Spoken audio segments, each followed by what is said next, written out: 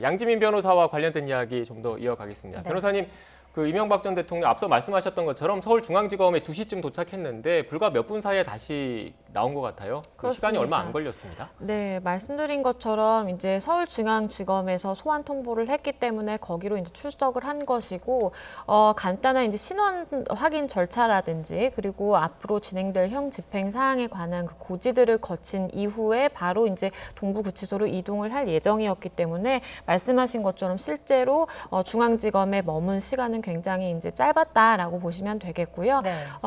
그 동부구치소로 이동을 한 이후에는 이제 검찰에서 그 제공한 뭐 차량이라든지 그리고 기존에 제공받았던 그 전직 대통령에 대한 그 경호라든지 이런 부분은 이제 다 끝나게 되는 것이고 동부구치소로 신변이 이제 인계가 되는 것입니다. 그래서 동부구치소에 이렇게 들어간 이후에는 거기서 역시 또 간단한 이제 신원 확인 절차와 신체 검사 이런 절차들을 거치게 되고요. 이것은 이명박 전 대통령뿐만이 아니라 일반 수용자들도 다 같이 이제 거치는 그 과정이기 때문에 일반적인 절차를 거쳐서 구치소에 수감이 된다, 재수감이 된다라고 보시면 되겠습니다. 네. 서울중앙지검으로 1시 46분, 47분쯤에 출발을 해서 2시쯤 도착을 했습니다. 신원을 확인하고 여러 가지 절차를 거친 뒤 한 5분 정도 뒤에 바로 동부구치소로 출발한 것으로 알려졌고요. 법무부 호송차가 아닌 검찰 수사 차량을 타고 이동을 하고 있습니다. 잠시 뒤면 지금 보시는 동부구치소의 모습을 드러낼 것으로 보입니다. 전직 대통령 예우에 관한 법률상 금고 이상의 형이 확정되면 필요한 기간의 경호와 경비 외에는 어떠한 예우도 제공받을 수 없지만 안전을 위해서 구치소에 들어갈 때까지 경호가 붙는 겁니다. 앞서 화면으로 보신 것처럼 많은 경찰 병력이 배치돼 있기도 했고요. 동부구치소 같은 경우에는 2018년 3월에 구속영장이 발부될 때부터 이듬해 3월 보석으로 풀려날 때까지 1년 동안 이명박 전 대통령이 생활한 적이 있는 곳입니다. 이번에도 마찬가지로 독방에 수용이 될 것으로 보이고요. 수감된 뒤의 절차를 다시 한번 좀 짚어보겠습니다. 일단 전직 대통령 수용 전례에 따라서 전담 교도관이 또 지정이 되는 거죠. 그렇습니다. 말씀하신 것처럼 이제 동부구치소에 수감이 돼서 간단한 뭐 확인 절차를 거치는 것은 일반인들과 이제 다를 바가 없겠지만, 하지만 전직 대통령이라는 점이 사실은 교정 당국에서도 굉장한 많은 이제 신경을 써야 되는 부분입니다. 왜냐하면 경호상의 문제가 있고 자칫 잘못하면 다른 수용자들과 마찰이 빚어질 가능성이 있기 때문에 그러한 점들을 고려해서 다른 사람들과 같이 이제 생활을 하는 것이 아니라 독거실에서 이제 혼자 따로 떨어져서 생활을 하게 되는 것이고요. 하지만 이명박 전 대통령이 그 전에 동부구치소에 수감됐을 때와 지금의 이제 신분의 차이는 있습니다. 앞서도 말씀하신 것처럼 그 전에는 이제 미결수로서 재판을 받으면서 생활을 했던 것이라면 이제는 이제 확정 판결이 나왔으니까 기결수로서 들어가게 되는 것이고, 네.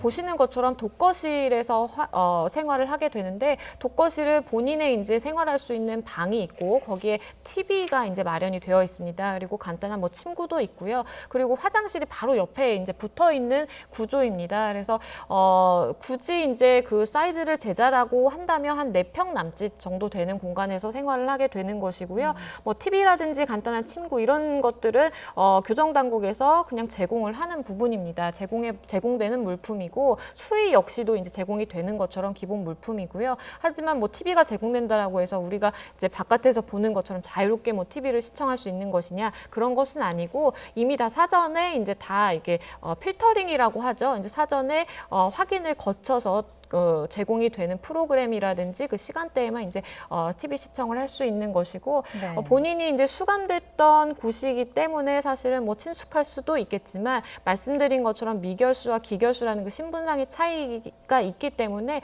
본인이 그 전에 머물렀던 방에 그대로 가게 되는 것이냐, 그것은 아니고요. 기결수들이 머무는 공간에서 그 안에서 독거실에서 생활을 하게 될 것으로 보입니다. 네, 지금 이 시각 서울 동부구치소 모습 보고 계십니다. 지금까지 상황 다시 한번 정리해드리겠습니다. 1시 47분쯤에 서울 논현동 자택을 나와서 2시쯤에 서울중앙지검에 도착했고요. 간단한 신원 확인 절차 등을 거친 뒤 검찰 수사 차량, 일반 수사 차량에 옮겨 타고 2시 5분쯤에 서울중앙지검을 출발해서 이 시각 현재 서울 동부구치소로 오고 있습니다. 곧 도착할 것 같은 할 것 같다는 현장 취재 기자의 전언이 있었습니다. 네. 지금 이 시각 서울 동부구치소 모습 보고 계시는데 경찰의 경비 인력이 삼엄한 경비를 펼치고 있고요.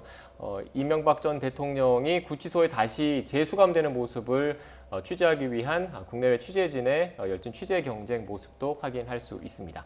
지금 이명박 전 대통령은 이제 그 대법원에서 확정 판결을 받았기 때문에 기결수 신분이 됐고 징역이라는 게 결국 교도소에서 노역도 해야 되는 형벌인 거지 않습니까? 실제로 노역도 하게 되는 건가요?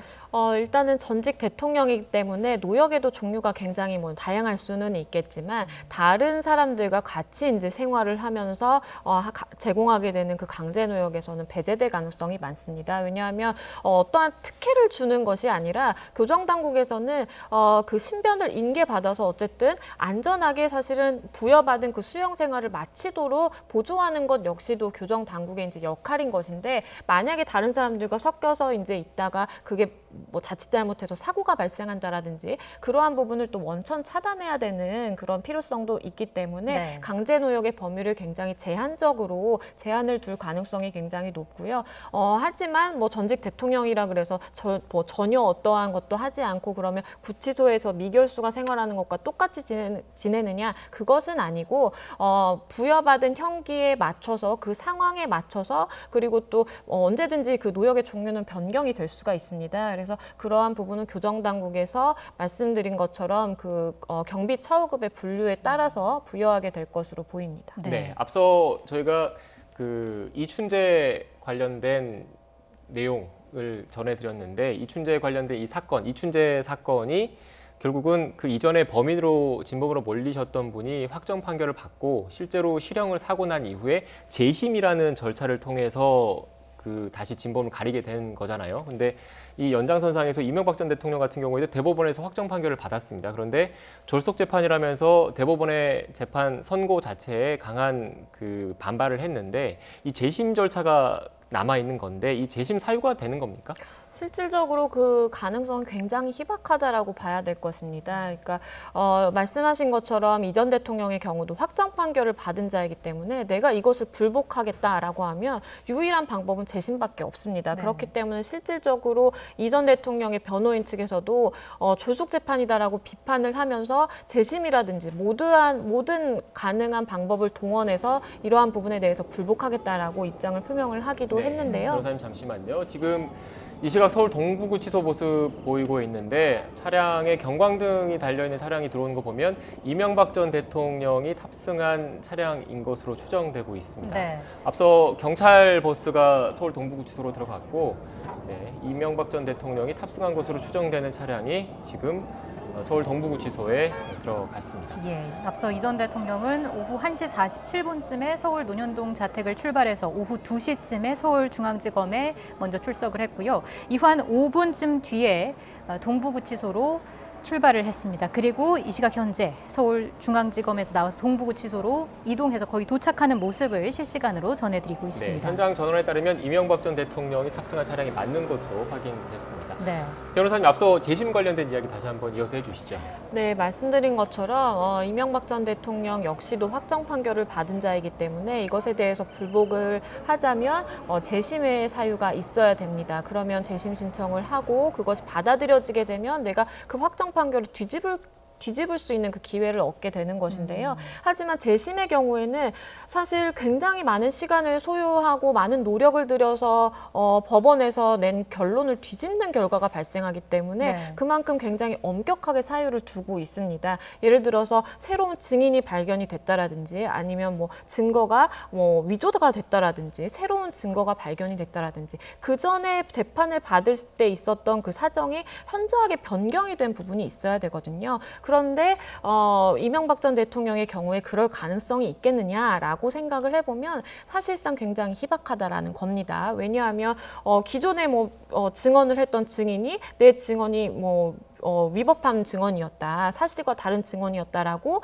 입장 번복을 한다라든지 지금까지의 증거상의 문제가 있었다라든지 이런 것이 있어야 되는데 그럴 가능성은 굉장히 낮아 보인다는 것이고 네. 그리고 1심과 2심, 3심을 거치면서 대법원까지 거치면서 뭐 12만 장이 넘는 이제 기록이 배출될 만큼 굉장히 많은 시간을 들여서 검찰에서 수사를 하고 법원에서도 판단을 한 그런 사건입니다. 그렇기 때문에 이러한 결과를 뒤집으려면 뭐 웬만한 증거라든지 사정 변경이 있어서는 안 되고 현저하게 결론을 바꿀 만한 그런 필요성이 있는 것이어야 하는데 이 전 대통령의 상황을 고려를 한다면 뭐 다스의 실소유주를 뭐 바꿀 만한 그런 증거가 나타날 가능성은 굉장히 좀 희박해 보이기 때문에 네. 말씀해 주신 것처럼 재심의 가능성이 있느냐라면 낮다라고 보여집니다. 네, 알겠습니다. 오늘 상황을 다시 한번 쭉 정리를 해드리겠습니다. 지난달 29일이죠. 지난달 29일 다스 자금을 횡령하고 삼성으로부터 뇌물을 받은 혐의로 재판에 넘겨진 이명박 전 대통령이 징역 17년형을 선고받았습니다. 확정 판결을 받았고요. 그리고 오늘 오후 1시 47분쯤 서울 논현동 자택에 나와서 오후 2시쯤에 서울중앙지검에서 간단하게 신원 확인 절차를 거친 뒤 조금 전에 서울 동부구치소에 다시 수감됐고 앞으로 17년형인데 이미 앞서 구속기간이 있으니까 남은 형기를 채워야 되는 거죠. 이런 그 과정이 있었다라는 말씀을 드리겠습니다. 지금 네. 보고 계시는 화면은 조금 전 이명박 전 대통령이 서울 동부구치소로 들어가는 모습입니다.